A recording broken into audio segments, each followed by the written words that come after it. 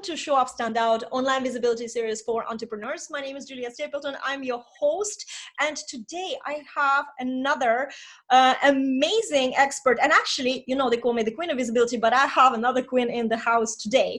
And I want to introduce you to Lynn Silva, the Microvideo Queen. Hi, Lynn. Welcome to the show. Hello. How are you? Thank you for having me.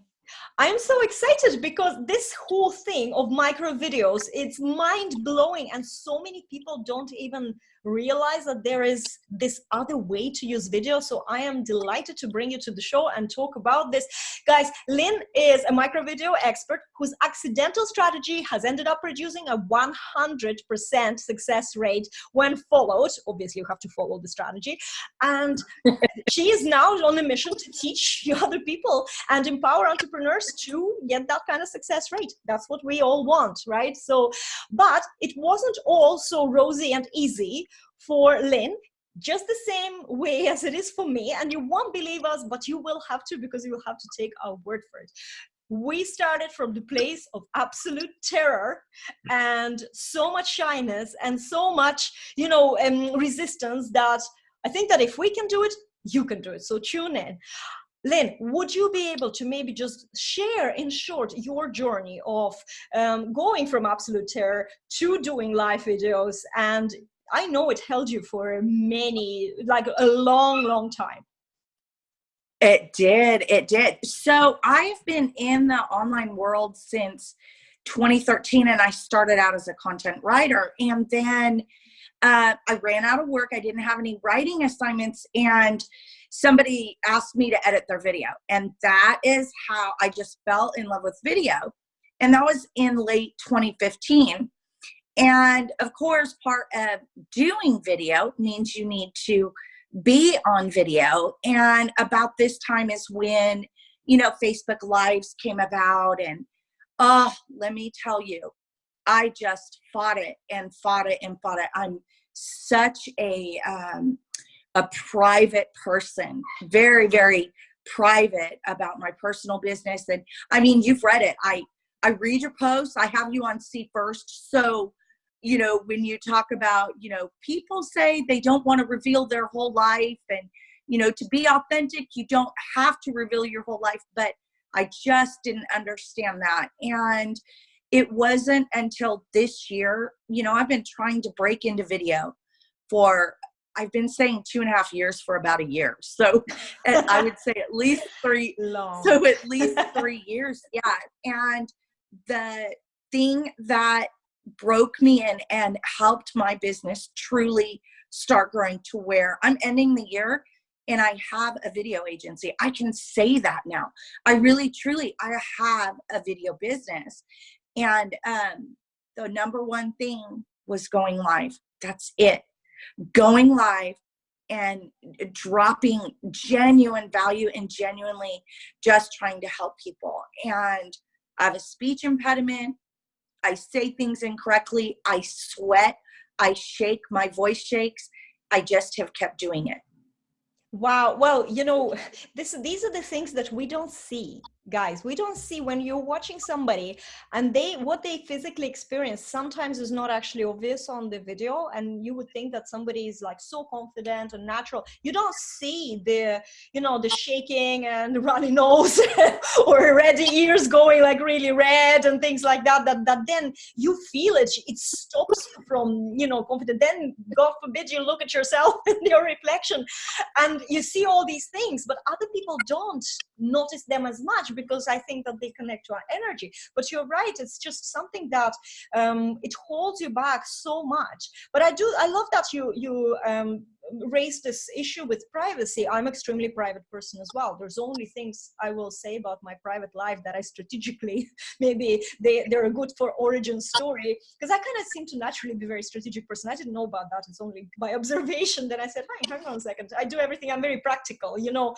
but I wouldn't be telling people everything that I do, every little detail of one of my, you know, students in my mastermind said to me, Juliet, I know you like animals, and I know about your daughter, she's in the university. I actually don't know any private details about you, and that was really good. It felt great, you know. So if my students don't know anything, then forget about the rest of the world. So you can stay as private as you want, but you have to show up.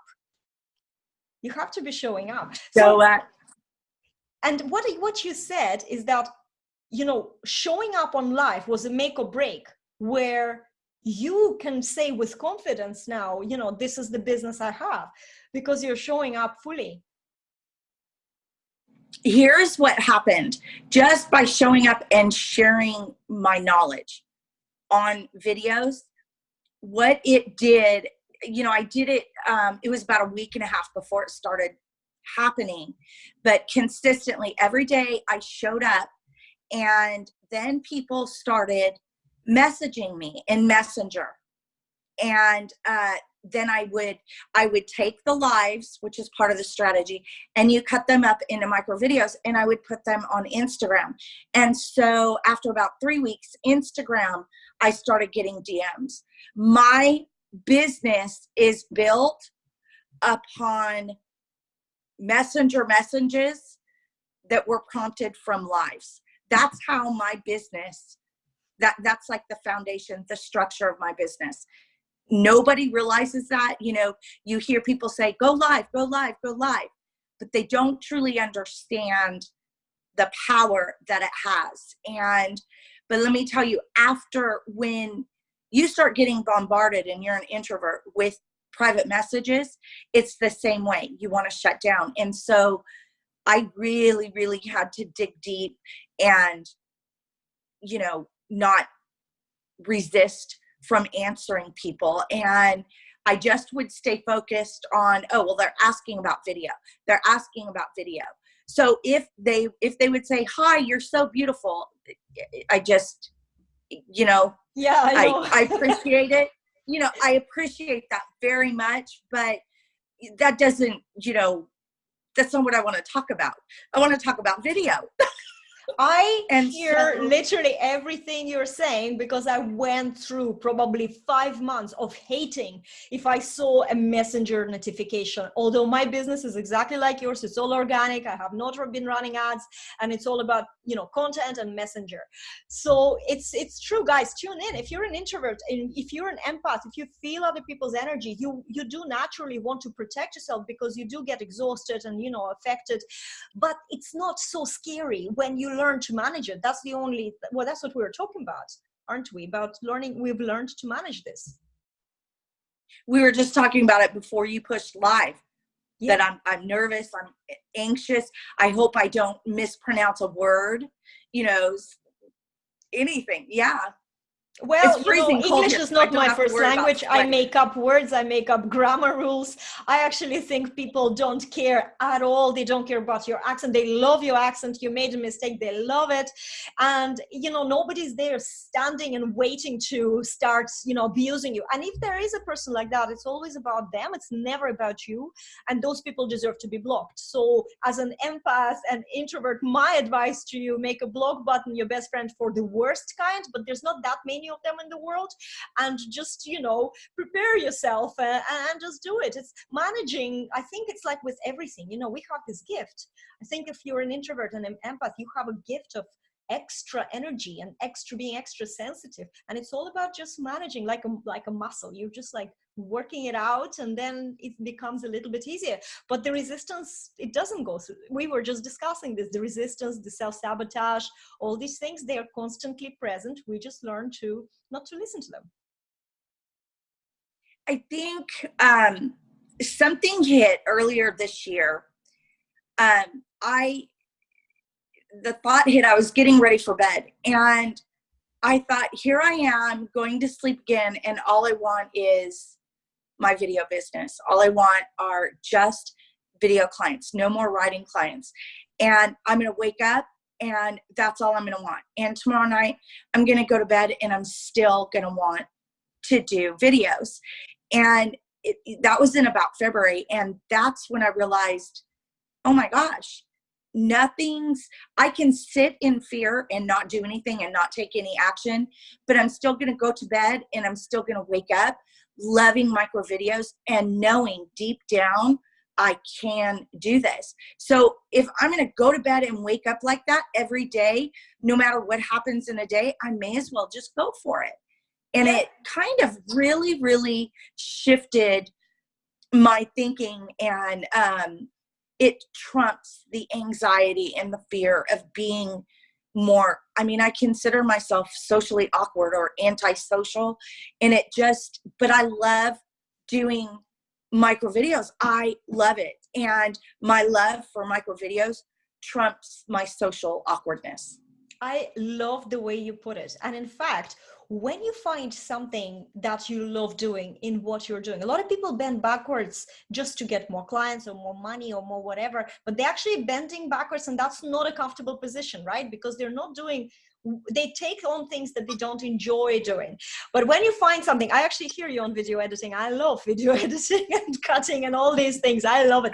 I can play with that or graphics or anything. I don't want to do it for other people necessarily, but it depends on what parts. But yeah, I hear you. So you're loving what you're doing. It doesn't feel, it's like a play. It's like somebody's paying you to just, you know, do what you actually just really love, enjoy doing, and you're good at it, right? But that's worth pushing through other limitations that we have or other fears. So I absolutely love it. And I'm glad that you are doing video and you're here talking to me. But I think that is one question, maybe people who are watching us, they say, okay, micro videos. What are micro videos? So micro videos are short videos, but it's not just a timing thing. Their length is highly dependent upon not just the social media platform that you're focusing on, but on the algorithm. So like right now, a micro video on Facebook is 3 minutes. If you're putting videos less than 3 minutes, they're not going to get as much engagement. There are ways to tweak the algorithm so that they can. But for speaking in general, right now, micro videos on Facebook are 3 minutes. So it just depends. But the most important thing about a micro video isn't the length per se, it's the micro content form. So how do you, yeah, it's a mindset though, you know, when you're doing a video, it's a mindset to create content in that form. Would you mind just explaining to us what it means? So I guess because I have a background in sociology, and so I know the behavior of humans. And so there's this moment that takes place before any of us, when we pick up our phone and go on a social media platform. These days, we're almost looking for a video, and it's called a micro moment. And that is what you want to take advantage of, because subconsciously, that micro moment, they're looking for that stimulation. They're looking to learn, do, or buy. And that's the whole purpose of videos. That's why, you know, all marketing niches, industries, big corporations do videos, is to take advantage of that subconscious urge that we have in that micro moment. And so you, now I lost my train of thought. I'm so sorry. I call that Juliet Stapleton moment. It's absolutely fine. So we were asking, what is micro content? Okay, so you want to structure. So you're taking advantage of that micro moment. See, now this is where I just want to shrink right now. This is a perfect example of why I didn't go live for a long time. I just want to point that out, because I lose my train of thought and then I feel dumb. Well, I'm not the only person in life that's ever lost their train of thought. No, Anyways, can I just add? I just add before you go, guys. It's so true, and that's why I said I call it Juliet Stapleton effect. In fact, when you follow me for a while, and on my longer videos, it happens every time. The secret here is, instead of going into the fear, just kind of even talk about, oh, I forgot about it. Just let your flow go, even if you don't remember. Don't try and remember what you wanted to say. It always comes back. It's actually the way. I was just watching John Assaraf's video, and he said this is the way how our brains work. Let it go and start, talk about you forgetting things, and the next moment you will remember. So never go into the fear mode. It's all fine. You know how many times I have like mind blank per day? probably 20 times a day. So the way it is in live, that's how it's on video. Sorry, I just wanted to add this because it's important. People are just losing it, losing the plot a little bit. It's the real life situation. That's why it's called live video. Exactly. Okay, so now before I forget again, the micro content, what you want is the beginning. You want that hook.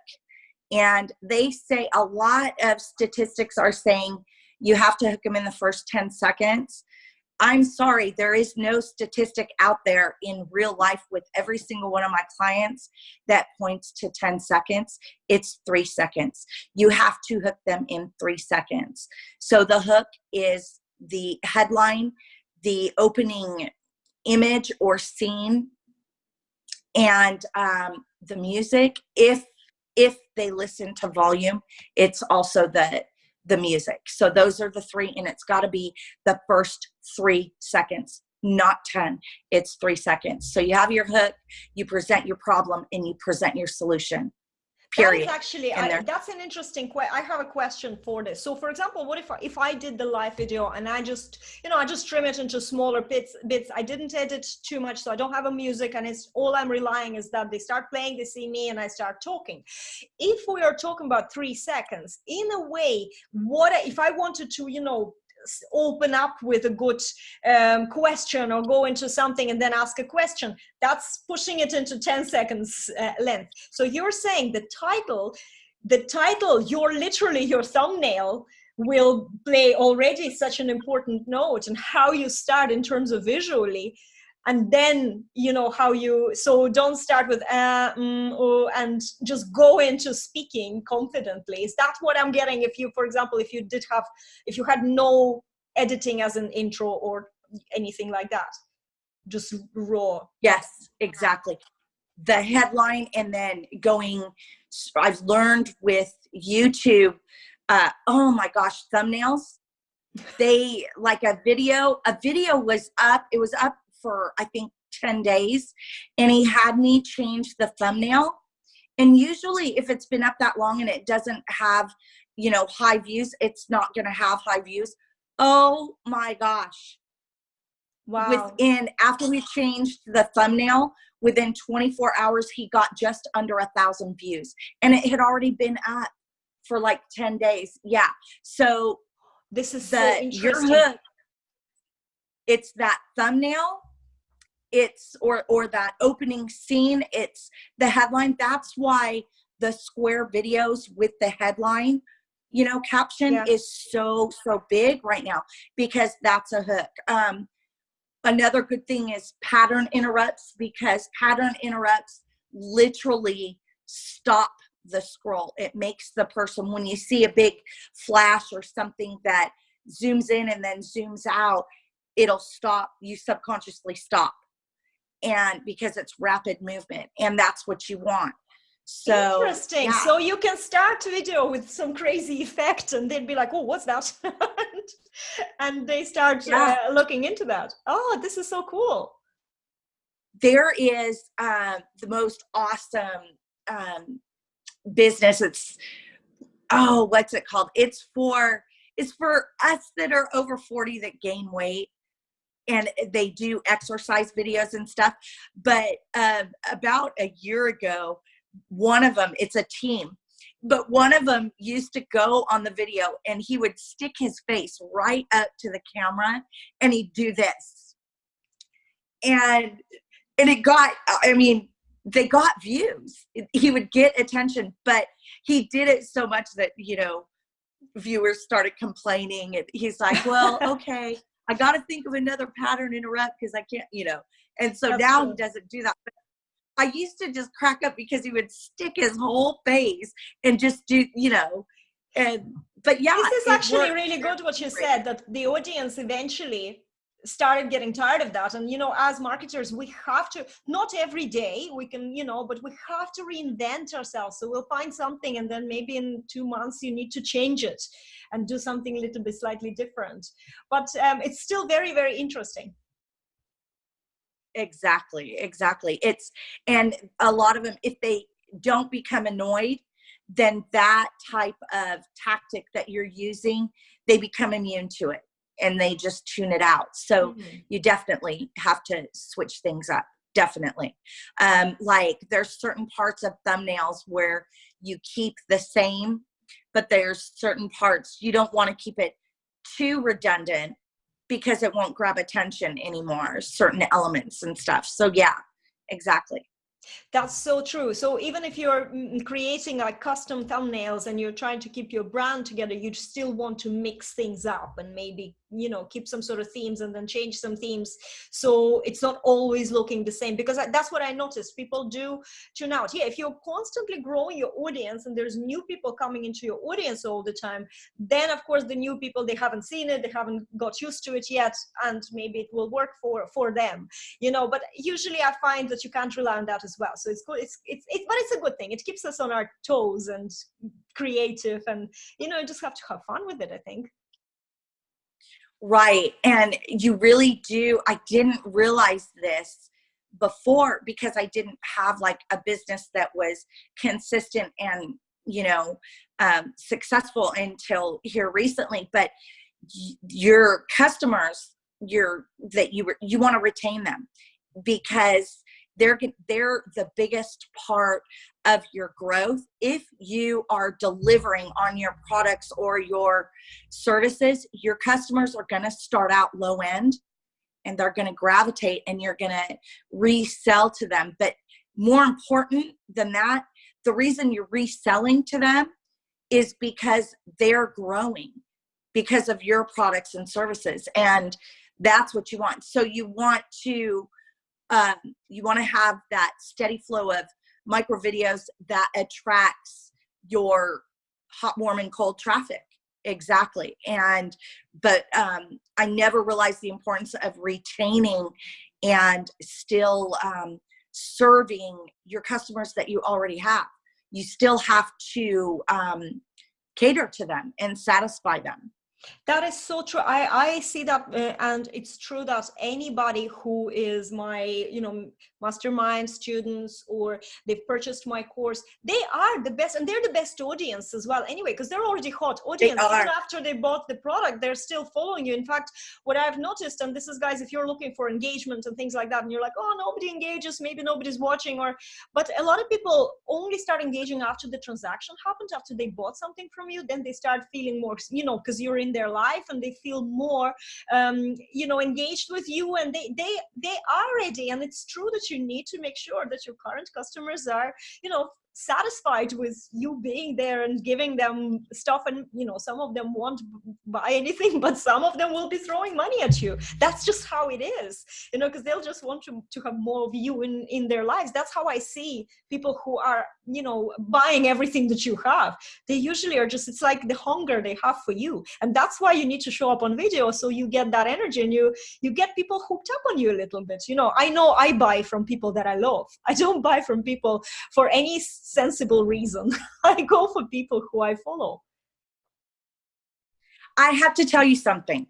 This is really neat.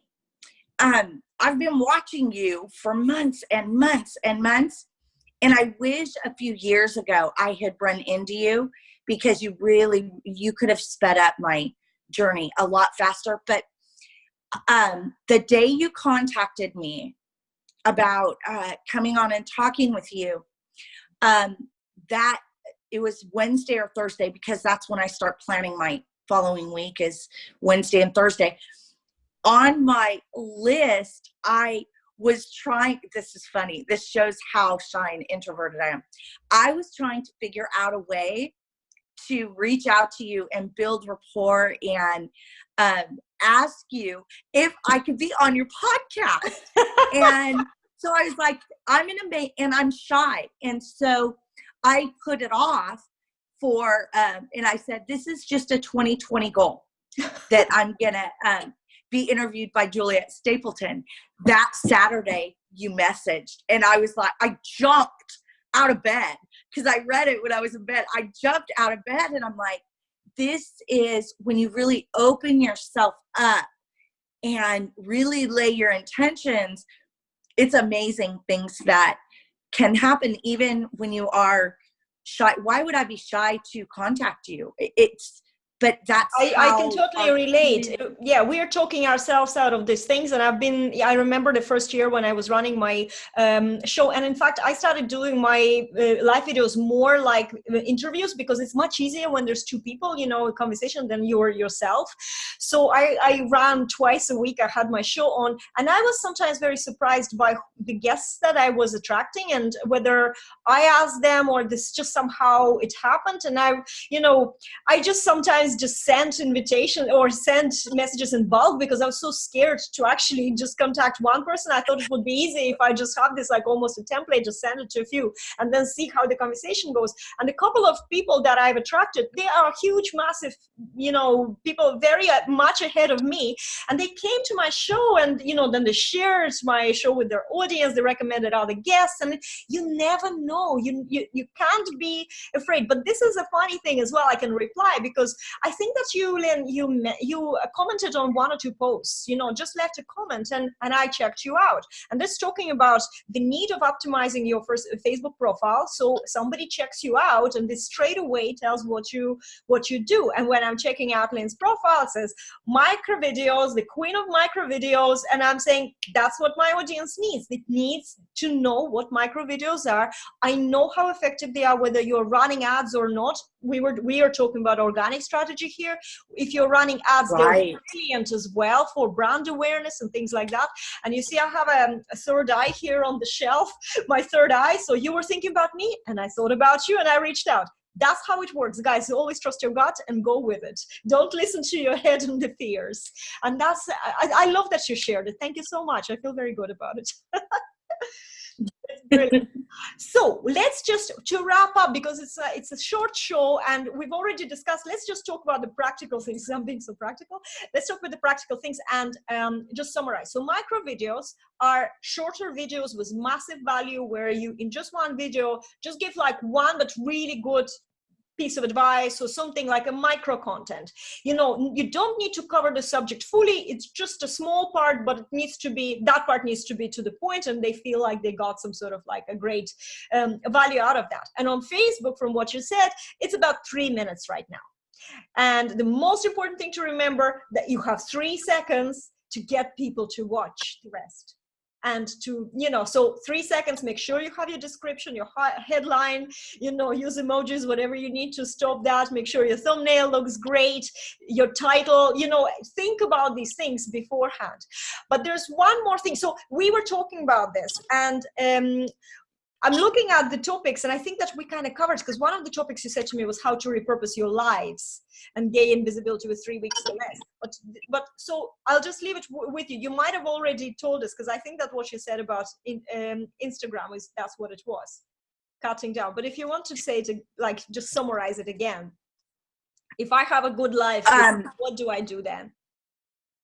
Okay, so like I did a live on the 5 most popular, most engaging types of micro videos that you can do. And there were 5 different types. So I took those 5 different types when I would talk about them, and I did one on each topic and made a little micro video, and I've done it on Facebook and Instagram so far. And so they're square, and I've got the little headline, and, what did I just do on my business page recently? I think it's titled, and you just change the headline, the aminal trick for engagement, I think. And pardon me, I can't say aminal correctly, but that's how I titled it. And, it just, and you repurpose it. And then the other thing I want to tell you that is, it was discovered by accident, pure accident. If you use 2 platforms and you post consistently every day, and you have one platform that you go live 4 to 5 days a week, within 3 weeks, however, it's actually less, within 3 weeks, you will be flooded with engagement. You will have so many DMs. You'll have people asking to speak on your podcast. They'll want to partner with you. You'll have clients and customers, and then you have to learn how to convert them. and to sell, which was another that's a whole nother ball game. I don't even want to get into that. But anyways. I'm glad you said that, because the truth is that people, their expectations is that they're going to, you know, do the videos, talk at people basically, and then somehow magically the DM will just say to them, where do I pay or where do I sign? But it doesn't work like that. There is also a sales process. This is, we're talking about marketing and positioning yourself and showing yourself up and brand awareness and those kind of things. So there's nothing works in isolation. So that's an important point to highlight. But one thing I want to ask you, and this is something that, you know, when you are creating content and topics and thinking about and planning your videos, in order to get those DMs, obviously you have to have a call to action that encourages them, because some people just watch and they don't even realize that the next step should be to message you. So is that what you're doing? You're actually, what's your call to action? You are correct, and I can't believe I left that out. I say in my 3-week engagement strategy, I say soft CTA, and by soft CTA, it's an invitation to join your Facebook group or to join your mailing list. However, I've naturally, just because I'm so used to being messaged, I also say, message me anytime. The biggest favor you can do for yourself is to answer and get to know. I didn't know, I just was winging it the first couple weeks when I started doing lives. Excuse me. I was just winging on what my audience wanted to hear. It was when I started talking to them that I realized, you know, oh, what do you mean? Aren't there certain themed videos I can do that are better than others, Lynn? And so that's how I came up with the 5 most engaging types, things like that. But so soft CTAs work like fire. And it's to your Facebook group, your mailing list, or plain flat say, message me anytime.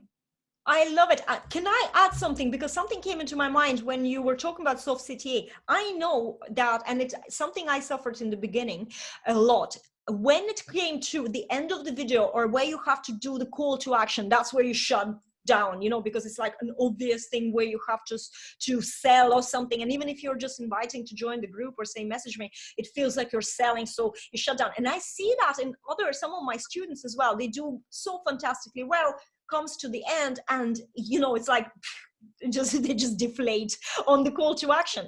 My advice to you is do it in the passing. So while you're talking about something, you can say something, and you can join my group. You know, I do a lot of things like that. And then you continue talking about the subject rather than making a big deal about the CTA alone and feeling that you're not authentic or salesy or anything. And as you said, you know, you can say, and message me anytime if you have any questions on this point, you know, and continue talking while you're giving value. Use that time for your call to action. And I found that for me, that worked so much. It was so much easier to do it that way while I was on the, you know, on the ball and talking about what I was talking about, than actually having a whole end of the video. And, you know, that's where I still feel sometimes like, oh no, not this part again. So, you know, I just thought I'll share, because it's all about finding an easy way for you with the flow to do these things. Right. For it to just come naturally. And that's why I think it was an accident to do the soft CTAs. And I think I was doing them, and then I had clients doing them because they, you know, I'm an introvert, I'm shy, so I attract a lot of marketers that are introverted and shy as well. And so I was trying to come up with strategies that would make them comfortable just so they would go live. So when I say that this strategy was an accident or an experiment, I'm not exaggerating, it really was, but it works out the best. And that is the way, you know, or even if you're just talking about your Facebook group and say, well, I have the whole training, or last Saturday we did this training on, and one of the viewers said, you know, or just, you just work it in so that it's natural. And then at the end say, you know, thanks very much. If you have any questions, don't hesitate to ask in the Facebook group or message me anytime. And then I have a little saying that I always say. So that's how I end it. And that's sort of my soft CTA. And that's what I had clients do. That is a And very, it very is. good It's highly advice. effective. Yeah, just come up with this. It doesn't have to be mind blowing, but if you have a sentence that you always say, like a little saying that you say at the end, and you can write it down a sticky note or something if you're so nervous and you're forgetting. But having something to round up. My problem is that I can't say goodbyes. I don't like goodbyes in life as well. I usually try to kind of sneak out and not say goodbye, or I can't finish. So when you have that kind of like a key phrase, a cue to finish, it's very, very good. So much advice, Lynn. I am so blown away with this huge. I think I'm going to do more micro videos after this. You definitely inspired me, because I'm good at talking, but then I probably need to cut them on because my videos are very long usually. So what is the next step, and where can people find out more and follow you and get your encouragement? What's the next step? So I have a wonderful Facebook group. It is growing steadily. I really love them because it's more personal, and it's Microvideos. You can find it. It's right there on my profile. And anybody that's listening that is scared of doing video, or I mean, it's like Juliet said, if she can do it and I can do it, you can do it. And my biggest encouragement is never, ever give up, never, ever give in, and always, always pull from within. And that is my little saying. I cannot drill it into people enough. Never, ever, ever give up on yourself. I absolutely love it. Lynn, thank you so much for being my wonderful guest today. And there's so much value. Guys, it's true. This is exactly what I say. Don't give up on yourself. Think about your dreams. Put yourself first. Nobody else cares about your dreams, just you. So it's up to you to just say, yeah, hey, I want to have this business. Hey, I want to do this. What am I waiting for? How long is, because if you don't step into your power, who will? Nobody else can do it. So thank you so much, Lynn. Guys, I will see you on another episode of Show Up, Stand Out. And if you have any questions to Lynn, definitely join the group. We will have the link in the description to the video, or show notes to the podcast episode if you're listening to us on the podcast. And guys, never give up. See you in the next episode. And thank you so much for watching and listening. See you later. Bye. Bye, Lynn.